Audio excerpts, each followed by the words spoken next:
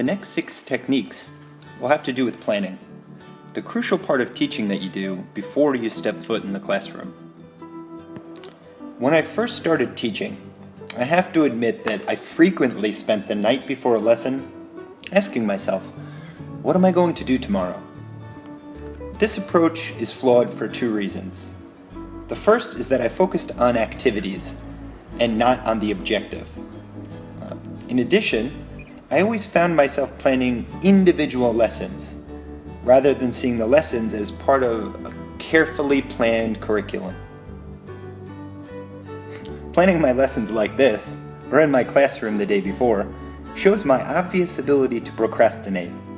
However, there were some other flaws that it highlights. I used to build my lessons around a really engaging or fun activity that I thought students would like, and not base my activities around the objectives that I wanted to achieve.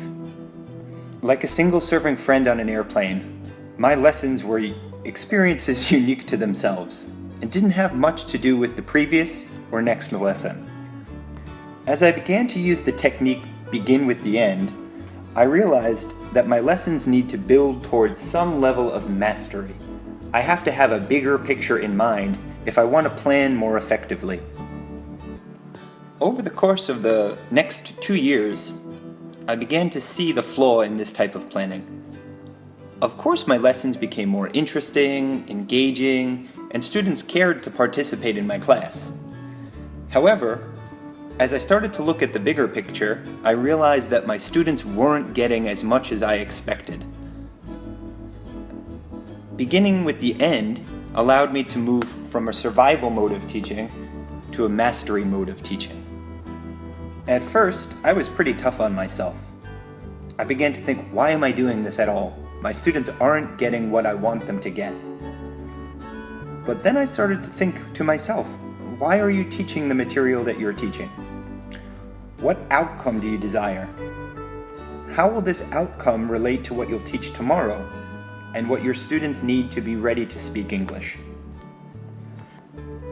The change in my thinking allowed me to use the technique begin with the end. This technique has 4 steps to planning a lesson. Step 1 is to plan from the top down. Until I began to think of my lessons as part of a larger unit that developed ideas intentionally and incrementally towards mastery of larger concepts, I was only treading water. Step 2 is to refine and perfect the lesson objectives based on the degree of mastery from the day before. Students need to be driven a day at a time toward the mastery of larger concepts.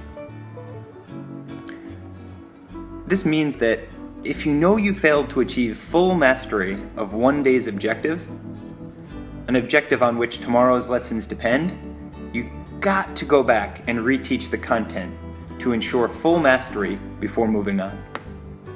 In order to ensure this mastery, use Step 3. Plan a short daily assessment to determine whether the objective was mastered. Step 4 is deciding on your activities.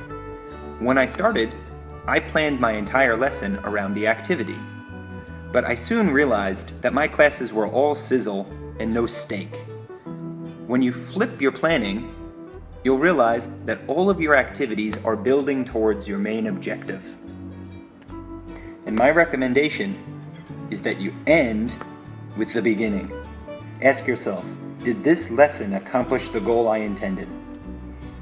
If you like this video, you can find more of the same on my Facebook page, Kaizen Teaching. Have a great day!